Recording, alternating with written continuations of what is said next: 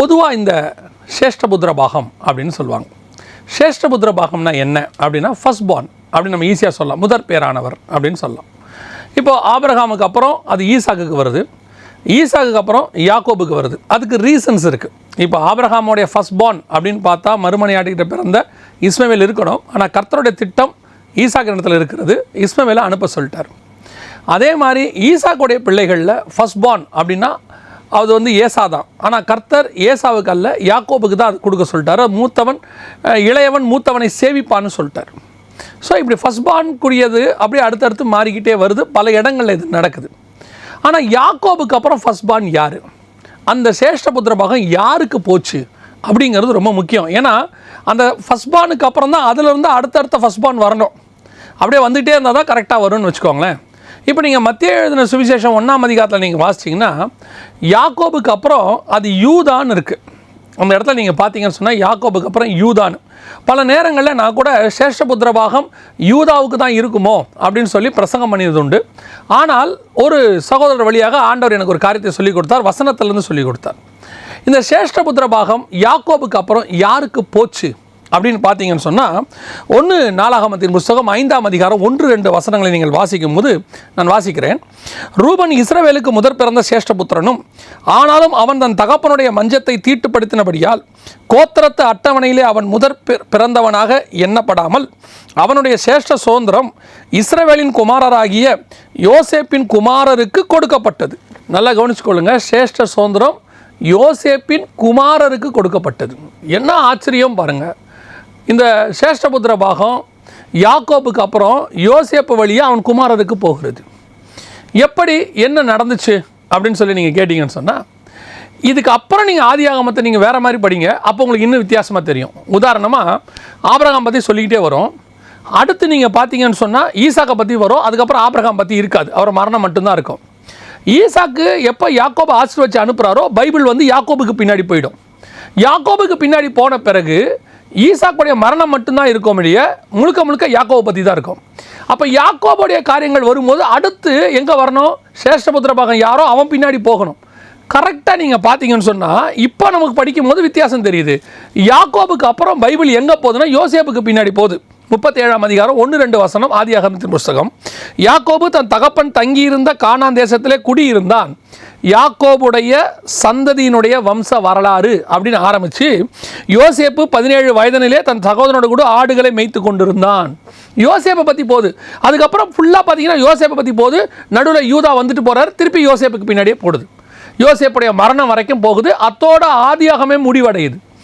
அப்படின்னா நீங்கள் நல்லா கவனிச்சு பாருங்கள், இந்த சேஷ்டபுத்திர பாகம் யோசேப்புக்கு பின்னாடி போயிட்டே இருக்கு. அது போய் எங்கே முடியுதுன்னு கேட்டிங்கன்னு சொன்னால் அவனுடைய குமாரர் கையில் முடிவடைகிறது. குமாரரோட முடிவடைஞ்ச உடனே ஆதியாகமும் முடிவடைகிறது.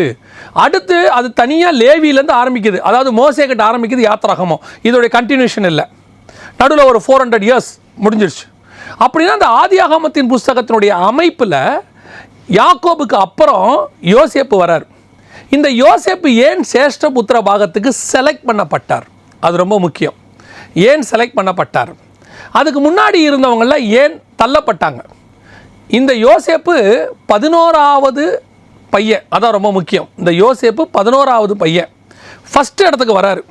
ஃபஸ்ட் இடத்துல இருந்த ரூபன் என்ன ஆனார் நம்ம எல்லாருக்கும் தெரியும். இப்போ கூட நம்ம வாசித்தோம் ரூபனுடைய ஒரு தவறான சம்பவம். தண்ணீரை போன தழும்பினவனே அப்படிம்பார் 49ஆம் அதிகாரத்தில் யாக்கோபு. அந்த ஒரு சின்ன தப்பு. ஆனால் ரூபன்கிட்ட நிறைய நல்ல குவாலிட்டிஸ் இருக்குது, அதான் ரொம்ப முக்கியமே. ரூபன் வந்து இந்த யோசேப்பை குழியில் போடுற காலத்தில் அதை போட விடாமல் அதை தடுத்தவன் யாருன்னா ரூபன் தான். அதுக்கப்புறம் தாய்க்கு கொண்டு தூதாயும் அந்த நற்கனி ஃபஸ்ட்டு அவன் கொண்டாந்த முதல் சம்பளத்தை கொண்டு அம்மா கையில் கொடுக்குறான். அதுலேயும் அவன் ரொம்ப நல்லவன் தான். ஸோ இப்போல்லாம் நீங்கள் பார்த்தீங்கன்னா தாய் தகப்பன் விஷயங்களில் அவன் செய்த ஒரு தவறு, பெரிய தவறு, அதில் எந்த மாற்று கருத்தும் இல்லை. அந்த தவறு யாக்கோபுடைய அடிமனசில் சாகிற வரைக்கும் இருக்குது. இப்படி செஞ்சிட்டானே என் பையன் அப்படின்னு. அதுக்கு தான் நான் எப்பவும் திருப்பி திருப்பி சொல்லுவேன், நம்மக்கிட்ட நிறைய நல்ல குணங்கள் இருந்தாலும் தாய் தகப்பனை வேதனைப்படுத்துகிற மாதிரி நடந்துடக்கூடாதுன்னு நான் சொல்லுவேன். காரணம் என்ன, அவங்களுடைய ஆசீர்வாதம் ரொம்ப முக்கியம். அதுவும் ஆவிக்குரிய தாய் தகப்பனாக இருந்தால் அவர்கள் ஆசீர்வாதம் ரொம்ப முக்கியம். பல நேரங்களில் அதுக்கு நம்ம காத்திருக்கணும், பல நேரங்கள் அதை இழக்காதபடி நம்ம பாதுகாத்து கொள்ளணும். நான் எல்லா தாய் தகப்பனையும் தான் சொல்கிறேன், குறிப்பாக ஆவிக்குரிய தாய் தகப்பன். ஏன்னா அவங்க ஆண்டவருக்குள்ளே வந்ததுனால அவங்களுடைய கடைசி நேரத்தில் அவங்க சொல்கிற வார்த்தை ரொம்ப முக்கியம். இப்போ ரூபன் அதை இழந்து போனான். ரெண்டாவது சிமியோன், லேவி. இந்த சிமியோனும் லேவியும் ஏன் இழந்து போனாங்க அப்படின்னு சொன்னால் ஒரே சம்பவம் தான். என்ன சம்பவம்? அந்த தீனால திருமணம் செய்து கொள்றதுக்கு ஒரு வாலிபன் முற்படுகிறான். அவனுடைய அப்ரோச் தப்பாக இருக்கிறது. ஆனாலும் அவன் தகப்பன் வீட்டை கன்வின்ஸ் பண்ணி திருமணம் செய்து கொள்வதற்கு எல்லா ஏற்பாடும் செய்கிறான். ஆனால் இப்பொழுது சிமியோனும் லேவியும் பிளான்டு மர்டர் ஒன்று செய்கிறாங்க, திட்டம் போகிறாங்க. யாக்கோபு சொல்கிறார் 49ஆம் அதிகாரத்தில், அவருடைய ரகசிய ஆலோசனைக்கு என் ஆத்மாவே நீ உடன்படாதே அப்படிங்கிறார். அதாவது ரகசியமாக ஆலோசனை பண்ணி கரெக்டாக பிளான் பண்ணுறானுங்க. அவனுங்க விருத்தச்சேதனை பண்ணால் இத்தனை நாட்கள் இப்படி இருப்பாங்க, அதுக்குள்ளே போய் அவங்கள ஃபினிஷ் பண்ணிடணும்னு பண்ணுறாங்க. இதில் என்ன அவங்க தப்பு பண்ணிட்டாங்க அப்படின்னு கேட்டிங்கன்னு சொன்னால், எப்போ அவன் இவங்களுடைய வார்த்தைக்கு கீழ்ப்படிஞ்சு அந்த வாலிபன் விருத்தச்சேதனத்துக்குள்ளே வந்துட்டானோ அவன் நியாயப்பிரமாணத்துக்குள்ளே வந்துட்டான். அவன் அப்போவே கர்த்தருடைய திட்டத்துக்குள்ளே வந்துட்டான் பாருங்க.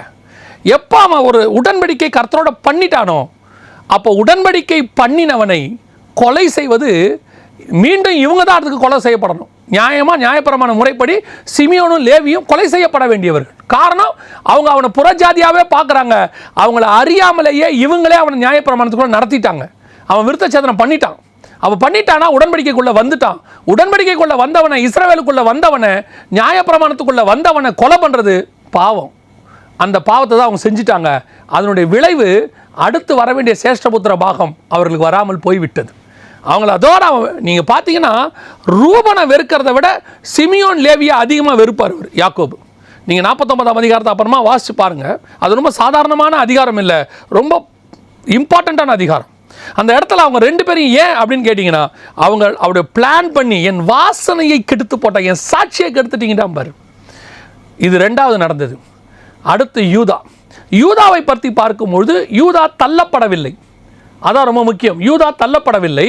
ஆனால் யூதாவுக்கு ராஜ்யபாரம் மட்டும் கொடுக்கப்படுகிறது, சேஷ்டபுத்திர பாகம் கொடுக்கப்படவில்லை. நான் ஏற்கனவே ஒரு முறை ராஜ்யபாரமும் சேஷ்டபுத்திர பாகமும் யூதாவுக்கு போச்சுன்னு நினச்சேன்.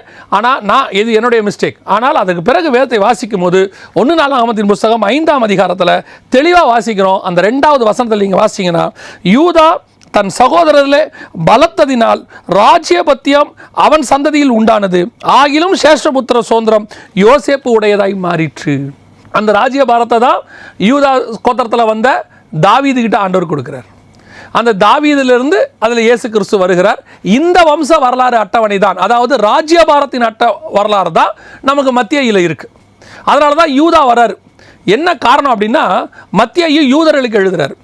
யூதர்களுக்கு எழுதும் போது மேசியாவை முன்னிலைப்படுத்தி பரலோக ராஜ்யத்தை முன்னிலைப்படுத்தி எழுதுவார். நீங்கள் நல்லா கவனித்து பார்த்தீங்கன்னா, பரலோக ராஜ்யம்ங்கிற அதிகப்படியான வார்த்தைகள் மத்தியில் தான் யூஸ் பண்ணப்பட்டிருக்கும்.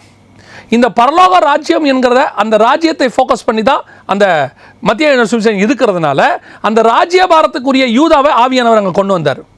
ஆனால் சேஷ்டபுத்திர பாகம் அடுத்தபடியாக எல்லாவற்றிலும் double fold blessing, first born, இயேசு கிறிஸ்துவோடைய ஃபர்ஸ்ட் பார்ன் எதுக்குள்ளே வரணும் அப்படின்னா, இங்கே தான் ஒரு ஆவிக்குரிய திட்டம் ஒன்று வருது. இந்த இடத்துல யோசேப்பை கொண்டு வராங்க. நல்லா கவனிச்சு பாருங்கள். யோசேப்பு ஊருக்குள்ளேயே இல்லை.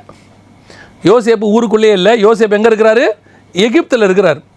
எகிப்தில் இருக்கிறவருக்கு சேஷ்டபுத்திர பாகத்தை கொடுக்க சொல்கிறார் ஆண்டவர்.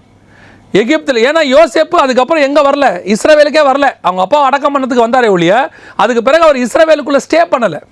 அவர் எகிப்தில் தான் செத்தார். அவர் எலும்பு கூட எகிப்தில் தான் இருந்துச்சு. 430 வருஷம் கழிச்சு தான், அதாவது யோசேப்புடைய 30 வருஷம் 400 வருஷம் அடிமைத்தனம், அந்த 430 வருஷம் கழிச்சு தான் அந்த எலும்புகள் போகுது. இவங்க விடுதலையாகி போகும்போது எகிப்திலேருந்து போகுதே ஒழிய மற்றபடி யோசேப்பு மறிச்சது கூட எகிப்துக்குள்ளே தான். ஆனால் எகிப்தில் மறித்த யோசேப்பு சேஷ்டபுத்திர பாகத்துக்கு வரார். இன்னும் சொல்லப்போனால் யோசேப்புக்கு அல்ல, யோசேப்பின் குமாரருக்கு. தெளிவாக சொல்லுது 5ஆம் அதிகாரம் 1வது 2வது வசனத்தை நீங்கள் வாசிக்கும் போது, இஸ்ரவேலின் குமாரனாகிய யோசேப்பின் குமாரருக்கு கொடுக்கப்பட்டது. யோசேப்பு வழியாக எங்கே போகுது? அவன் குமாரருக்கு போகுது. இங்கே தான் ரொம்ப இம்பார்ட்டண்ட். இப்போது இந்த யோசேப்புடைய குமாரர் இருக்கிறாங்களே, இவங்க 2 பேரும் யாருன்னு கேட்டிங்கன்னா எப்ராயிம், மனாசே. நமக்கு தெரியும். இவங்க 2 பேரும் எங்கே பிறக்கிறாங்க? எகிப்தில் பிறக்கிறாங்க. எகிப்தில் யாருக்கு பிறக்கிறாங்க? எகிப்து பூசாரிக்கு பொண்ணு ஆஸ்நாத், அவங்களுக்கு பிறக்கிறாங்க. இப்போ நீங்கள் இன்னொரு சம்பவத்தை யோசித்து பாருங்களேன். இந்த இடத்துல இதே எகிப்தை சேர்ந்ததான ஆகார், அவங்க பையன்தான் யாருன்னு கேட்டிங்கன்னா இஸ்மவேல். ஆனால் இஸ்மவேல் பிறந்தது எகிப்தில் இல்லை, கானானில். கானானில் பிறந்ததான இஸ்மவேலை கர்த்தர் அனுப்ப சொல்லிட்டார். நீ அவனை அனுப்பி விட்டுரு. வசனம் தெளிவாக சொல்லுது, ஆபிரகாம் மறுமனையாட்டின் பிள்ளைகளுக்கோ பரிசுகளை கொடுத்து அனுப்பினான். தான் உயிரோடு இருக்கும் போதே அனுப்பிட்டான் இருக்கு. ஈசாக்குக்கோ தனக்கு உண்டான எல்லாவற்றையும் கொடுத்தான் அப்படின்னு இருக்கு. ஸோ அப்போ இஸ்மவேலுக்கும் பரிசு தான், அவனை அனுப்ப சொல்லிட்டாரு. ஆகாரனுடைய தோளின் மேலே ஒரு துருத்தி தண்ணீரை வச்சு அனுப்பி விட்டாச்சு. ஆனால் இந்த ஆகார் யார்? ஆபிரகாமோடு கூட கானானுக்கு வந்தவங்க. அவங்க பையனை அனுப்ப சொன்ன ஆண்டவர் இங்கே ஆசனாத்தினுடைய பையன், யோசேப்புடைய பையன், 2 பேர் குமாரர், 2 பேருக்கும் சேஷ்டபுத்திர பாகத்துக்குள்ள கொண்டாடுறார். அதுலேயும் இன்னும் ரொம்ப ஆச்சரியம் என்னென்னா, 48ஆம் அதிகாரத்தில் இவர் எழுந்திரிச்சு கட்டில் மேலே உட்கார்றார். யாக்கோபு யோசேப்பு வருகிறார் என்று கேள்விப்பட்ட உடனே இவர் என்ன பண்ணுறாரு, கட்டில் மேலே ஏறிச்சு உட்கார்றாரு. கட்டில் மேலே உட்காந்துக்கிட்டு உள்ளே நுழையும் போதே, யோசேப்பு உள்ளே நுழையும் போதே வசனம் சொல்லுது, நான் உன்னிடத்தில் வரும்போது 48:5, நான் உன்னிடத்தில் எகிப்துக்கு வரும் முன்னே உனக்கு எகிப்து தேசத்தில் பிறந்த உன் 2 குமாரரும் என்னுடைய குமாரர், ரூபன் சிமியோன் என்பவர்களைப் போல எப்ராயிம் மனாசேயும் என்னுடையவர்கள், இவர்களுக்கு பின் நீ பெறும் பிள்ளைகள் உன்னுடையவர்கள்னு சொல்லிட்டார். இதெல்லாம் நடந்துருச்சு. அப்புறம் 10வது வசனத்தில், முதிர் வயதானதனால் இஸ்ரவேலின் கண்கள் மங்களாக இருந்தபடியினால் அவன் பார்க்கக்கூடாதாக இருந்தது. இப்போ அவன் கேட்குறான், இந்த 2 பேர் யாருன்னு கேட்குறான். இவர்கள் யார்? 8வது வசனம், இவர்கள் யாருன்னு கேட்குறான். இப்போ தான் அவன் பசங்களையே நேராக பார்க்குறான், நல்லபடியாக பார்க்குறான். பசங்க வந்திருக்கிறாங்கன்னு தெரியுது, யோசேப்புக்கு 2 பசங்க இருக்கிறாங்க, எப்ராயிம் மனசேன்னு தெரியுது. ஆனால் அந்த பசங்களை கையை வச்சு ஆசீர்வதிக்கிறதுக்கு முன்னாடியே யாக்கோபு சொல்லிட்டாரு, அந்த 2ம் என் பசங்க, இஸ்ரவேல் கோத்திரத்துக்குள்ளே வந்துரும்னு சொல்கிறாரு. எப்படி, எதனால் இப்படி சொல்கிறாரு? இப்போ யாக்கோபு இவங்களை கொண்டு வந்து உள்ளே சேர்க்குறாரு, இஸ்ரவேல் கோத்திரத்துக்குள்ளே சேர்க்குறார். அற்புதமான சீன் இது, பக்கா ஒரு அற்புதமான விஷயம் அங்கே நடக்குது பாருங்களேன். என்னன்னு கேட்டிங்கன்னா, இவங்க 2 பேரும் அப்படி கொண்டு வந்த உடனே இவர் என்ன பண்ணுறாரு, தன்னுடைய வலது கைக்கு நேராக மனாசேயும் இடது கைக்கு நேராக எப்ராயிமும் நிறுத்துறார். அதாவது அப்பா இப்படி ஆசீர்வதிப்பாருன்னு சொல்லி. ஆனால் யாக்கோபு தன் மனமறிய கரங்களை மாற்றி வைத்தான் அப்படின்னு இருக்கு. திருப்பி யோசேப்பை சொல்கிறார், அப்படி அல்ல தகப்பனே, மூத்தவன எனக்கு தெரியும்ன்றார்.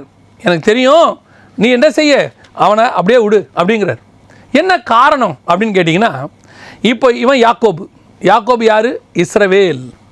இஸ்ரவேல் இப்போ எங்கே இருக்கிறாரு? புறஜாதி தேசத்தில் இருக்குது.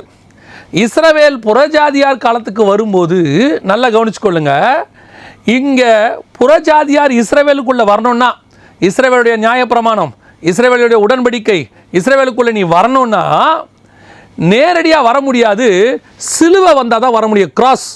இந்த கிராஸ் வந்தால் புறஜாதியார் உள்ளே வரலாம். ஆனால் சிலுவை எப்போ வரும்? இஸ்ரவேல் வந்தால் தான் வரும். இஸ்ரவேலிலே இயேசு கிறிஸ்து வருவார். நியாயப்பிரமாணத்தின் முடிவாக இயேசு வருவார். அந்த நியாயப்பிரமாணத்தின் முடிவாக இயேசு வந்தால் அங்கே சிலுவை வரும். யாக்கோபு சிலுவையை கொண்டாடுறார். இந்த சிலுவை வந்த பிறகு புறஜாதியார், எகிப்தில் இருக்கிறவங்க மட்டும் இல்லை, புறஜாதியார் உள்ளே வரலாம். அதுதான் அங்கே நடக்குது. இஸ்ரவேல் யோசேப்பின் குமாரர் எப்படி புறஜாதியார் உள்ளே வராங்க?